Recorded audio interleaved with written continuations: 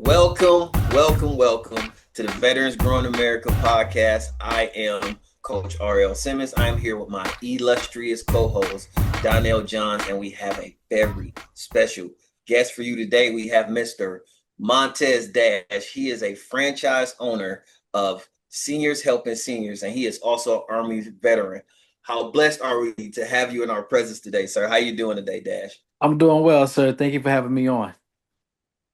Dash, I'm glad you're on the podcast.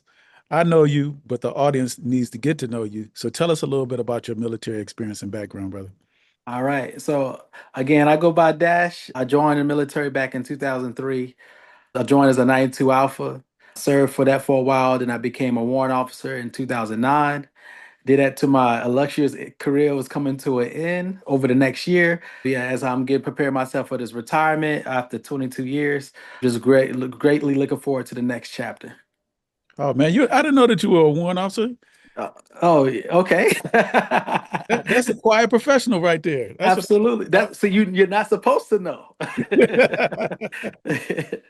Absolutely. I was telling somebody the other day, a warrant officer, one of the best things I ever learned from a warrant officer is how to leave an extra PC on my desk so people think I'm coming back.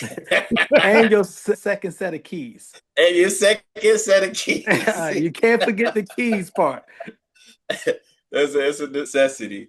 Hey, so tell me how your military experience and background influenced your journey into entrepreneurship. I could say, like most veterans, when they been in the military, you understand if you got the entrepreneurship bug in you or not. So when you're in the military, the things that helps you with that is you're like learning how to lead people, learning how to motivate people, learning how to talk to people. That's some of the stuff I didn't realize that groomed me to becoming the business leader I'm becoming myself today, because it's some things that once I learned those along the way. Once you became your buck sergeant, you learning the first group of people how to talk to them and how to motivate them to accomplish things that, especially when you don't want to do it yourself, but you got to motivate each other to get it done. To where I always tell people the biggest thing I love about the military is sometimes they put you in a place across the world, no help, figure it out, get it done, and then come up with the best results that you can in accomplishing the mission. So when you become a business owner, entrepreneur, sometimes you somewhere by yourself trying to figure it out and get ready to go across this new adventure in life. It's nothing like this new adventure. You reminded me of when I first started the business trying to be out there. That's why we created Veterans Growing America. But let's talk about what inspired you to start your own business. What was the inspiration? Were you a kid in love business? I mean, where did that entrepreneurship bug start? So my mom would say, and this I didn't know at the time. The bad thing about me was I used to do kids' homework for money, for playground money and like lunch money. And then it grew from there that my mom would say, you had no lawnmower, no gas can, and used to go around knocking on neighbor doors and say, hey, I'll cut your grass for $10. I'll cut your grass for $15. That would just always end me. So I always been like, all right, I like this, trying to figure out how to become my own. As I grew more and more into the military, I was still like, thinking like, all right, I want to make that final jump. I want to be able to run my own business. And then it's like now or never. Let's see some of the things I want to try to accomplish in my life, like being a business owner. This is the perfect timing for that. Love that. I love that. Hey, let's kind of transition into that, right? Seniors Helping Seniors. Tell us a little bit about it, what it is, and then give us I don't want this like a deep dive. I need the deep dive. All right. So Senior Helping Seniors is an in-home care agency. So we do all in-home care, non-medical, and licensed in the state of Virginia, which means I can help people, seniors in their bathing, changing them clothes, if they need help from like in a wheelchair to get into the bed or some type of help to get into the car, we can do that. We also do what we consider homemaking skills, right? We can make meals for them and do meal prepping. We can clean up the house for them. We can sometimes do light yard work like water plants and things of that nature. And then we do another big component is like medical transportation. We can take them back and forth to their medical appointments to make sure that not only that they got somebody that's going to be with them the entire time. And then finally, we have the companion care services. One of the things people don't realize now is senior care is having sometimes could be a very lonely and isolated thing. So we also provide where our caregivers go out there and can just have a meal with them, sit and talk to them, and making sure that they are loved with dignity and respect at their homes. Wow. I didn't realize it entails so much. Community is important to everybody. Let's transition a little bit to transitioning. So Okay. when you transition from the military into entrepreneurship, what were some of the biggest challenges that you had to deal with? I think for me, leaning on our question was just how to get started, right? Because people always talk about SBA loans, people always talking about starting your LLC, starting your franchise, and for the most part, you can just go online and you can pay somebody and they can start it. But understanding like how important your operating agreement is, right? Understanding when people telling you like, you want to make sure the corporate veil is in pure, and you want to make sure that you got your bail team. Like I didn't understand that term until I started it, which is like you have your banker, you have your accountant, you have your insurance person, you have your lawyer. Like you have to understand what it all takes to run a business. Because what I want to pride myself is I keep telling as I tell my employees and my families, I want to have a world-class organization. We just don't want to have a business that's just out here running and I want to run off the name of I'm a veteran-owned business. Yes, I am a veteran-owned business, but I also want to have a world-class organization to deliver world-class services. So that's what the challenge was. Like, how did that look like? What do I have to do to make sure my structure is set up correctly, my foundation is there, so that way if I ever ran into any trouble, I have the right people in place to help me get out of that type of trouble.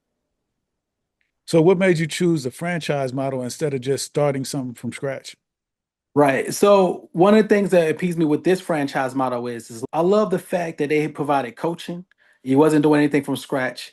They was providing you with SOPs. They was providing you with things of you like how to operate the business. And some of that to me reminded me of, as a warrant, Army regulation, right? You already gave me the playbook. I just got to operate within this. But then they also give you enough leeway to say, hey, this is your agency. Make sure you do it in a way to make sure your agency is successful. We just provide you with the foundation, but it's up to you to know how to make it grow and how to make it work in your neighborhood and your community.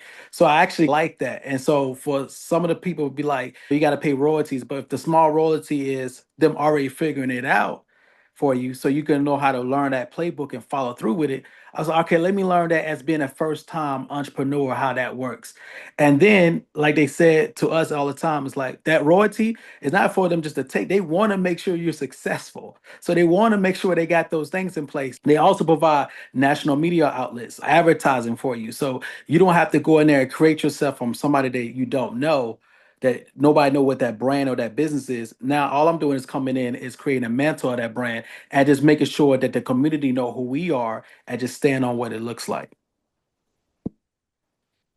Man, you got a playbook, you got everything. That's a smart option because most people leave the military and they try to start something and they don't realize how much of a game changer it is to just run the play.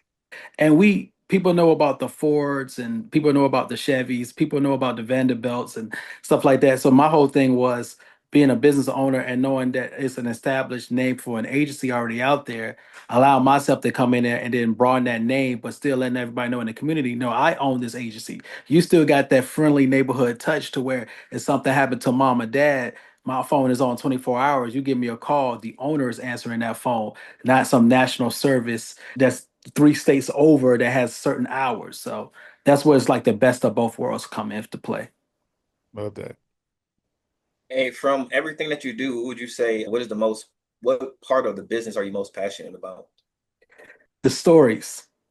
Our seniors have these phenomenal stories, right? That when you sit down, you get to know them. You can hear. I love asking the question, "What do you used to do before you retire? What did you used to do?" And I have this potential client. Man, she's a firecracker, man. She's like, yeah, my husband was a Marine, and before he passed, we used to do all sorts of things. And you just hear these stories of seniors and the life that they lived and the life that they built, and you're just glad to be a part of that. And then from that story, when they knowing that somebody like myself is coming in to give them hand and give them a help, before I leave, I love the feeling like I'm so glad I'm part of your agency because I truly try to make sure it sound like, hey, you're with me now. You're part of a family. I'm gonna make sure you get to your appointments. I'm gonna make sure that you're okay. So I love the stories of that. Hey, speaking of stories, can you give me like some advice or some key lessons that you learned while you were in the military and then translate that? How did that translate into like entrepreneurship? What are some key lessons that you learned? It was like, yeah, I'm gonna put this in my tool bag. One of the lessons I'm going through consistently is checking that ego at the door. I know we all heard that when we were a young soldier before. Hey, check that ego at the door.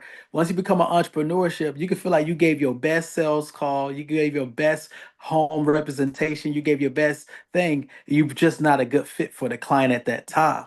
And part of the thing is you used to be in the military, you can become successful in your rank and everything, and you knowing people like, yes, that's your attaboy. But one thing I learned about the military, once I became that warrant officer, I didn't get no more attaboys. It was expected of you. It's Mm. expected of you to perform in a certain way. It's expected of you to behave in a certain way, to deliver what we ask for. And you don't, it's a lot of thankless job until it's time for you to leave. Right. So when you come into the business side of the world, you got to understand like nobody give you the attaboy for staying up late to make sure your operating agreement is straight. Nobody give you the attaboy to make sure that you pass your certification, your license. If you constantly chasing that, you can find yourself highly disappointed where you're left where you're left at a place where I'm not getting what I that gratitude to feel great at what I'm doing. The hard stuff is not the front face of the client. It's all the stuff you had to do before you got there. And if you didn't do that right, a lot of times business ain't failing because you ain't getting the clients. You just ain't set up your business correctly to be able to keep the clients once you got them. So, Dash, tell the audience about your experience with Veterans Growing America. All right. So my experience with Red and Growing America was I kept hearing his name two or three times once I tell people I'm a veteran in the community, and they was like, "You need to talk to Darnell. Who's this Darnell? You ever heard of Veteran Grow America?" Nah. So finally, somebody gave me your point of contact, and what I heard from it, it was like it's a community of veterans that help support each other in a network, and also give you education on business and entrepreneurship. Learning about it, I gave you a phone call. I visited the place. I'm very wary of what my money go to and seeing what the benefit of it is. And then after I went around and I saw, okay, it's like a front facing thing for other people to know who we are. And it's one stop location for everybody that's a veteran to say, hey, this is a place where you can figure out other veterans in the space that you might be looking into spending your money or want to help and support to come and help and support them. So I looked into that. I like the camaraderie of it. I like the voice that you lead with. I like the concept that you're leading with. So I feel like this right now in my life and my career, my business is a good platform to have, especially the space of allowing you to use the space to help support your business. That's very hard. That's a hard thing for people to have. Yeah. And we're about to do an event together. Tell people about the event.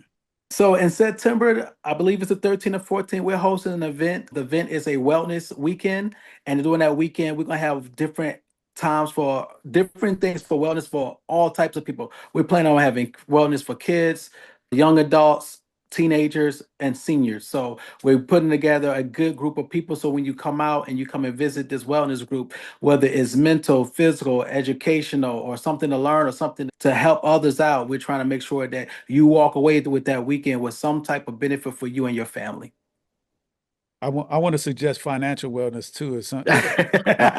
And that's a key component. That's a key component.